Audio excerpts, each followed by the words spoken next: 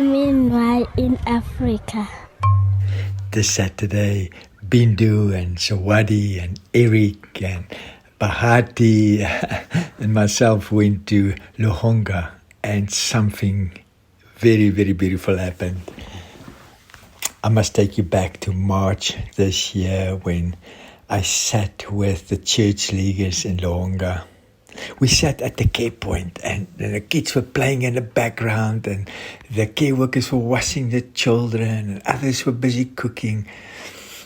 And I sat with the church leaders and all their wives, and we were together, and we just spoke about how beautiful it is to be part of the body of Christ, the head of the church, and that we are one, and that Luhonga belongs to us, and Luhonga is our crown, and one day God is going to bless us and thank us for everything we did together in Luhonga.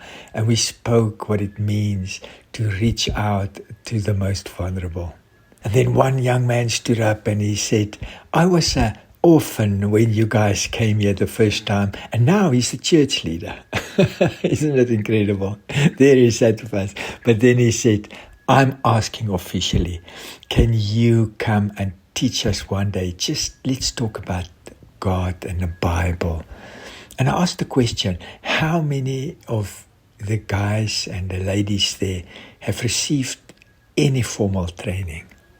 And not one of the church leaders have ever received one day. And I tell you, they have just done a most incredible work. Some of them sat there with their young boys with a pen and paper to write down everything because they can't write. And so we made a deal. We're going to do it. And last Saturday, we went to Luhonga and we had a one-day Bible school.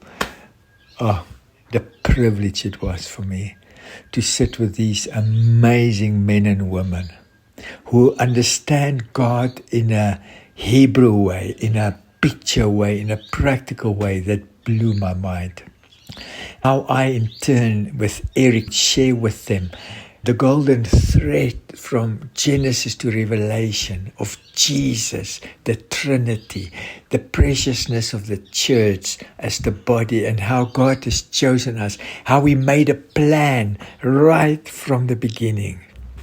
When Adam and Eve became refugees, when they became orphans outside the garden, our Father said, I'm bringing you home.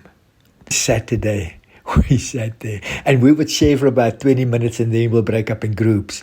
And then the people will discuss and then everybody will give detailed feedback. It was just beautiful. It was just beautiful. It was refreshing to have people participating, saying I didn't understand it. Just simple things like the book Genesis means the beginning. Exodus means exiting Egypt. And we talk about the second exodus of us one day exiting this world into the heavens of God. It was amazing. I thank Jesus that I'm part of His body. www.handsatwork.org